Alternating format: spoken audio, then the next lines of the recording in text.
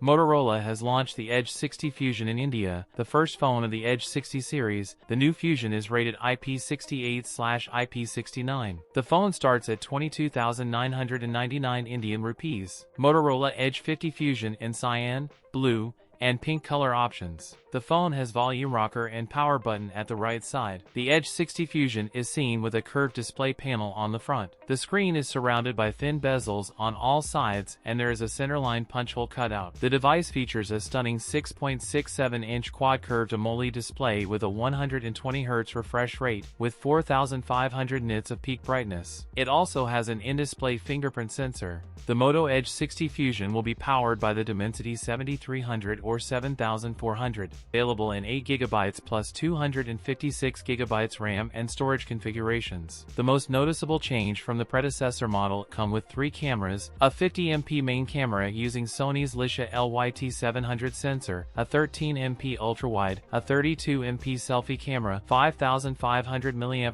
battery unit with support for 68W fast charging. That's it for today's video. If you enjoyed it, don't forget to like, comment, and subscribe for more content. Thanks for watching, and I'll see you in the next one.